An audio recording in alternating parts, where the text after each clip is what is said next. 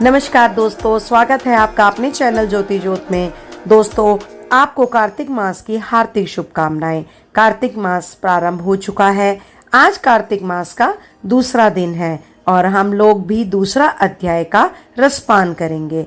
दोस्तों, आज की वीडियो में मैं कार्तिक मास महात्म का दूसरा अध्याय के साथ साथ आपको कहानी भी सुनाऊंगी। चलिए दोस्तों, समय को व्यर्थ न गवाते हुए कथा प्रारंभ करते हैं। भगवान श्री कृष्ण देवी सत्यभामा को कार्तिक मास की महिमा और मातम में सुना रहे हैं और कहते हैं, हे प्रिय, जब गुणवती को राक्षस द्वारा अपने पति और पिता के मारे जाने का समाचार मिला तो वह विलाप करने लगी। हे नाथ, हे पिता, मुझको त्याग कर तुम कहाँ चले गए? मैं अकेली स्त्री तुम्हारे बिना अब क्या करूं? अब मेरे भोजन, वस्त्र आदि की व्यवस्था कौन करेगा? घर में प्रेम पूर्वक मेरा पालन पोषण कौन करेगा? मैं कुछ भी नहीं कर सकती। मुझ विधवा की कौन रक्षा करेगा? मैं कहाँ जाऊं? मेरे पास तो अब कोई ठिकाना भी नहीं रहा। इस प्रकार विलाप करते हुए गुणवती चक्कर खाकर धरती पर गिर पड़ी और बेहोश हो गई। बहुत देर बाद जब उसे होश आया तो वह पहले की भांति करुण विलाप करते हुए शोक सागर में डूब गई। कुछ समय के पश्चात जब वह संभली तो उसे ध्यान आया कि पिता और पति की मृत्यु के बाद उसे उनकी क्रिया करनी चाहिए जिससे उनकी गति हो सके। इसीलिए उसने अपने घर का सारा सामान बेच दिया और उससे प्राप्त धन से उसने अपने पिता और पति का श्राद्ध आदि क्रम किया। तत्पश्चात वह उसी नगर में रहते हुए आठों पहर भगवान विष्णु की भक्ति करने लगी। उसने मृत्यु पर्यंत तक नियम पूर्वक सभी एकादशियों का व्रत और कार्तिक महीने में उपवास और व्रत किए। हे प्रिय, एकादशी और कार्तिक व्रत मुझे बहुत ही प्रिय हैं। इनसे मुक्ति, भुक्ति, पुत्र और संपत्ति प्राप्त होती है। कार्तिक मास में जब तुला राशि पर सूर्य आता है तब ब्रह्म मुहूर्त में उठकर स्नान करने व व्रत और उपवास करने वाले मनुष्य मुझे बहुत प्रिय हैं, क्योंकि यदि उन्होंने पाप भी किए हों तो भी स्नान और व्रत के प्रभाव से उन्हें मोक्ष प्राप्त होता है। कार्तिक में स्नान, जागरण, दीपदान और तुलसी के पौधे की रक्षा करने वाले मनुष्य साक्षात भगवान विष्णु के समान है। कार्तिक मास में मंदिर में झाड़ू लगाने वाले, स्वास्तिक बनाने वाले और भगवान विष्णु की पूजा करने वाले मनुष्य जन्म मरण के चक्कर से छुटकारा पा जाते हैं। यह सुनकर गुणवती भी प्रतिवर्ष श्रद्धा पूर्वक कार्तिक का व्रत और भगवान विष्णु की पूजा करने लगी। हे प्रिय, एक बार उसे ज्वर हो गया और वह बहुत कमजोर भी हो गई। फिर भी वह किसी प्रकार गंगा स्नान के लिए चली गई। गंगा तक तो वह पहुंच गई, परंतु शीत के कारण वह बुरी तरह से कांप रही थी। इस कारण वह शिथिल हो गई।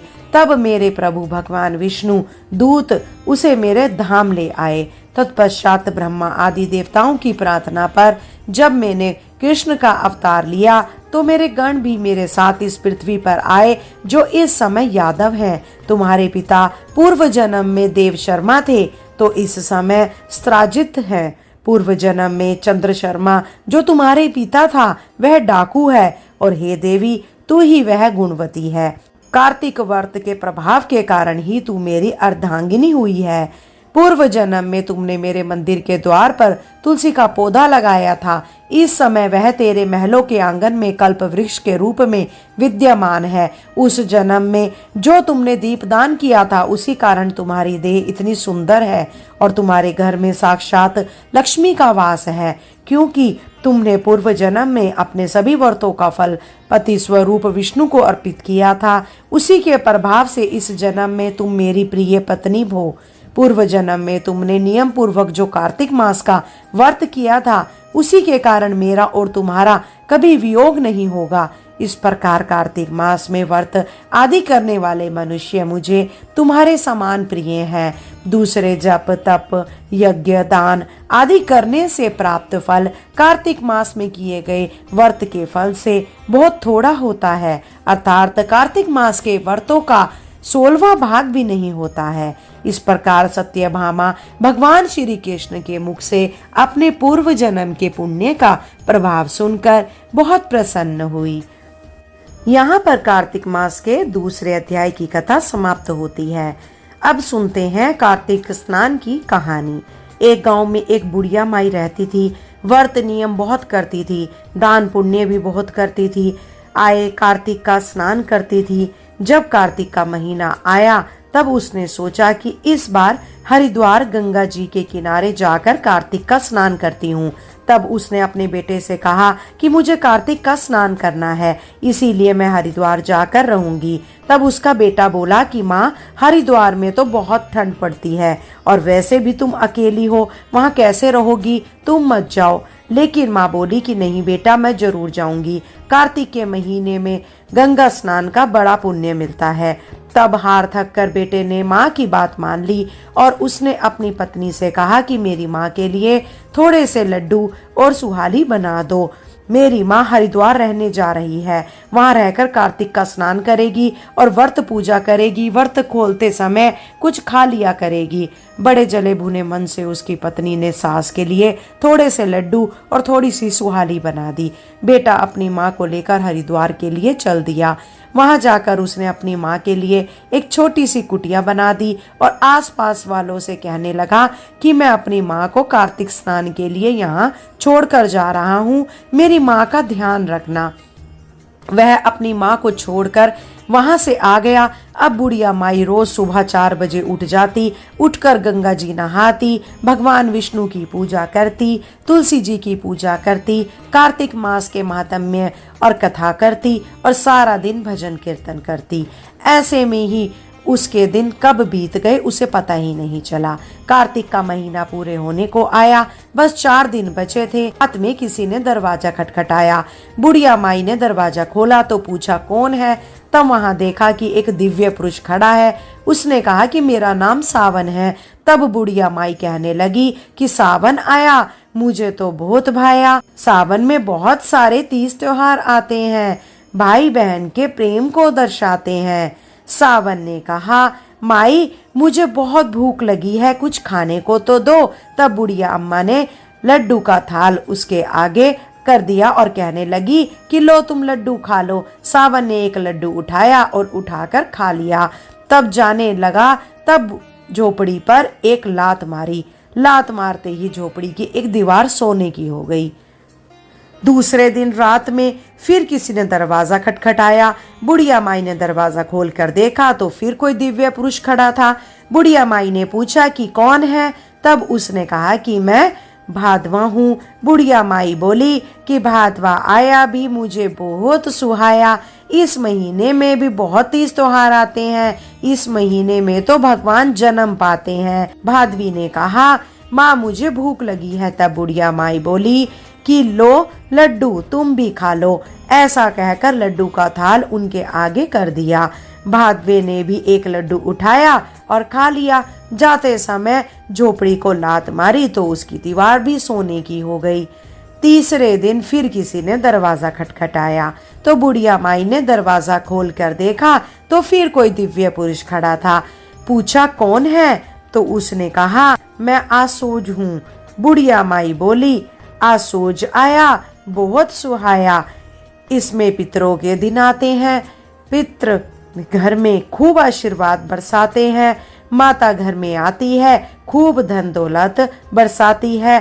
तब आसोज ने कहा कि बुढ़िया माई, मुझे भूख लगी है। तो बुढ़िया माई ने लड्डू का थाल उनके आगे कर दिया और बोली लो भाई लड्डू खा लो। उसने भी एक लड्डू उठाया और खा लिया। जाते समय फिर से उसने एक लात मारी, तीसरी दीवार भी सोने की हो गई। चौथे दिन फिर किसी ने दरवाजा खटखटाया तो बुढ़िया माई ने दरवाजा खोलकर पूछा कि कौन है। तब उन्होंने कहा कि मैं कार्तिक हूँ। बुढ़िया माई तो खुश हो गई, बोली कार्तिक आया, मुझे तो बहुत सुहाया। आप ही के लिए तो इतनी दूर हरिद्वार आई हूँ। बुढ़िया माई ने कार्तिक की खूब आप भक्त की। कार्तिक ने कहा कि मुझे बहुत भूख लगी है। बुढ़िया माई ने कार्तिक को भी लड्डू खाने को दिए। कार्तिक ने जाते समय झोपड़ी को लात मारी तो चौथी दीवार भी सोने की हो गई। झोपड़ी की जगह बड़ा महल खड़ा हो गया। करते करते कार्तिक का महीना पूरा हो गया। बुढ़िया माई का बेटा जब उसे लेने आया तो झोपड़ी की जगह बड़ा महल देखकर हैरान रह गया। सोचने लगा कि मेरी माँ की झोपड़ी कहाँ गई, मेरी माँ कहाँ गई। आस पड़ोस में पूछा कि मैं अपनी माँ को छोड़कर गया था, उसकी झोपड़ी कहाँ गई। तो सभी कहने लगे कि इस महल में ही तुम्हारी माँ रहती है, तुम अंदर जाकर देखो। उसने अंदर जाकर देखा तो माँ बड़े सुख से बैठी थी। खूब हीरे मोती सोना चांदी हो रहे थे, खूब नौकर चाकर घूम रहे थे। तो उसने पूछा, हाँ यह सब कैसे हुआ? तब उसने कहा, बेटा कार्तिक के भगवान की कृपा हुई है। तब उसने बहुत सारा सोना चांदी इकट्ठा किया और अपनी माँ को लेकर चल दिया। उसकी बहू तो बहुत हैरान रह गई, सोचने लगी मुझे पता होता कि कार्तिक स्नान का इतना फल होता है तो मैं भी अपनी माँ को ना कार्तिक स्नान करा देती। ईर्ष्या के मारे वो जल भून गई और अगले कार्तिक आने का इंतजार करने लगी। तब अगला कार्तिक का महीना पास आया। तब बहू ने अपनी माँ से कहा कि माँ इस बार तुम भी कार्तिक का स्नान करने के लिए हरिद्वार में जाकर रहो, पूरे महीने वहीं रहना और आते समय मेरे लिए बहुत सारा सोना लेकर आना। तब उसकी माँ बोली, देख बेटी तेरी सास तो धर्म कर्म करने वाली है, पूजा पाठ करती है, 1 महीना वहां रह आई। मेरा तो ना मन लगता है पूजा पाठ में, ना मुझे आता है। उसने कहा कि माँ मुझे नहीं पता, तुम्हें वहां जाकर रहना पड़ेगा, तुम्हें रहने खाने का इंतजाम मैं कर दूंगी, तुम जाकर वहां रह लो और 1 महीने बाद खूब सारा धन लेकर आ जाना। उसकी जिद पर उसकी माँ कार्तिक नहाने को हरिद्वार जाने को तैयार हो गई। अब बहू ने बहुत सारा धन खाने का सामान बनाकर अपनी माँ को दिया और कहा कि दिन भर तुम खाती रहना और थोड़ा बहुत पूजा पाठ कर लेना, 1 महीना कब निकल जाएगा पता भी नहीं चलेगा। इसने अपने पति से कहा कि जाओ मेरी माँ को भी हरिद्वार छोड़ आओ। तो बेटा अपनी सास को भी हरिद्वार लेकर गया और वहां जाकर एक कुटिया बना दी। उसमें अपनी सास को छोड़ आया। आसपास वालों से बोला कि मैं अपनी सास को लेकर आया हूँ, इस बार मेरी सास कार्तिक नहान आएगी तो इसका भी ध्यान रखना। लोगों ने कहा कि ठीक है। अगले दिन सुबह सुबह कार्तिक का जो स्नान था तो सभी लोग उसे जगाने लगे, कहने लगे कि आओ माताजी कार्तिक का स्नान कर लो।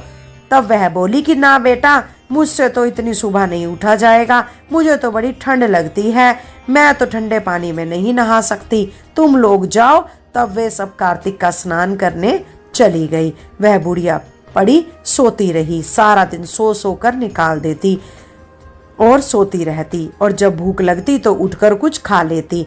ना कोई पूजा पाठ करती, ना तुलसी सीती और ना ही भगवान की पूजा करती, कुछ ना करती, बस पड़ी रहती। इस तरह से करते करते पूरा कार्तिक का महीना पूरा होने को आया। अंतिम 4 दिन बचे थे। रात में किसी ने दरवाजा खटखटाया तो उसने उठकर कहा, कौन है? पूछने लगी, कौन है? तब देखा तो एक दिव्य पुरुष खड़ा था। उसने कहा कि मैं सावन हूँ। उसने कहा कि सावन है तो मैं क्या करूं? सावन इतने 30 त्योहार आते हैं, खर्चे का काम होता है, बहन बेटी को बुलाओ, खर्चा करो। सावन ने कहा, माताजी मुझे भूख लगी है, कुछ खाने को तो दो। कहने लगी, जितना खाना है उसमें मेरा ही काम चल जाता है, वही बहुत है, तुम्हें कहाँ से दूं? जाओ यहाँ से। अब सावन जाने लगा। एक झोपड़ी पर लात मारी तो झोपड़ी की एक दीवार गिर गई। दूसरे दिन फिर किसी ने दरवाजा खटखटाया तो बुढ़िया माई ने पूछा कि कौन है? उसने कहा कि मैं भादवा हूँ। उसने भादवे को भी खूब खरी खोटी सुनाकर भगा दिया। उसने भी जाते समय झोपड़ी को लात मारी तो दूसरी दीवार भी गिर पड़ी। तीसरे दिन जब आसोज आया तब उसने उसे भी भगा दिया। अब उसने झोपड़ी को लात मारी तो तीसरी दीवार भी गिर पड़ी। चौथे दिन कार्तिक आया तब उस बुढ़िया ने दरवाजा खोला तो कार्तिक ने कहा कि मुझे बहुत भूख लगी है। तो वह कहने लगी, तो मैं क्या करूं, इतनी ठंड में कार्तिक नहाने के लिए यहाँ पड़ी हूँ, तो अब तुम जल्दी से मुझे बहुत सारा धन दे जिससे मैं मुझे यहाँ से छुटकारा मिले। कार्तिकेय देवता ने देखा कि बुढ़िया तो धन की भूखी है, नित्य नियम कुछ करती नहीं, पूजा पाठ कुछ करती नहीं, तुलसी में जल तक नहीं देती, सारा दिन सोती रहती है, खाती रहती है। तो कार्तिकेय देवता उससे नाराज हो गए और उसे श्राप दे दिया कि जा तू गधी बन जा। जाते समय झोपड़ी को लात मारी तो चौथी दीवार भी गिर गई। कार्तिक का महीना खत्म हुआ। तब बहू ने अपने पति से कहा कि जाओ मेरी माँ को लेकर आओ, और खूब धूमधाम से लेकर आना। बेटा देखने लगा कि जहां सास को छोड़कर गया था वहां तो झोपड़ी ही नहीं है, उस जगह पर तो कूड़े का ढेर लगा है, वहां एक गधी घूम रही है। उसने आसपास वालों से पूछा कि भाई मेरी सास कहाँ गई? मैं सास को छोड़कर गया था कार्तिक नहाने के लिए, तो सभी लोग कहने लगे कि तुम्हारी सास कार्तिक को नहाती नहीं थी, सारा दिन बस पड़ी रहती थी, खाती रहती थी, सोती रहती थी। इसी कारण कार्तिक के भगवान नाराज हो गए और उसे श्राप दे दिया। उसी से वह गधी हो गई है। अपनी सास की यह हालत देखकर उसे बड़ा दुख हुआ, लेकिन वह क्या कर सकता था। वह उस गधी को ही रस्से में बांधकर अपने साथ लेकर चल दिया। घर पहुंचा तो उसकी पत्नी ने पूछा कि मेरी माँ कहाँ है? तब उसका पति कहने लगा कि यही तुम्हारी माँ है। ऐसा कहकर उसने सारी बात अपनी पत्नी को बता दी। बहू को यह बात सुनकर तो बड़ा दुख हुआ कि मेरी माँ की कैसी हालत हो गई है मेरे कारण। तब उसने पंडित को बुलाया और उसका उपाय पूछा। तो यह सब क्या हो गया है? अब सब ये सही कैसे होगा? तब पंडित कहने लगे कि तुम्हारी माँ को कार्तिक देवता का श्राप लगा है, कार्तिक के महीने का दोष लगा है। अगर कोई कार्तिक नहाने वाली, नित्य नियम करने वाली, तुलसी पूजन करने वाली औरत के नहाए पानी से इसे निलवा लोगी तो इससे भी नित्य नियम करवा लोगी, कार्तिक की कहानियां सुनोगी, तभी जाकर इसका यह दोष छूटेगा और यह वापस इंसान बनेगी। तब बहू भागी भागी अपनी सास के पास गई, उसके चरण छूकर कहने लगी कि माताजी, क्या आप अपने नहलाए हुए पानी से मेरी माँ को नहला दोगी? मेरी माँ को कार्तिक की कहानियां सुना दोगी? तब उसकी सास कहने लगी, हाँ बेटी, मेरा नहाया पानी तो नाली में ही जाता है, तुम अपनी माँ को नाली के नीचे बिठा देना, उस पर पानी पड़ जाएगा। तब उस बहू ने सास के नहाए पानी से अपनी माँ को नहलवाया और उन्हें पूरे साल तक नित्य नियम करवाया। कार्तिक का महीना आया तो कार्तिक का स्नान करवाया। उसकी सास रोज कार्तिक की कहानियां सुनाती, कार्तिक का महत्म्य सुनाती। कार्तिक की पूर्णिमा आई तब उसकी मां पर कार्तिक के देवता की कृपा हुई और वह वहां से वापस से इंसान में बदल गई।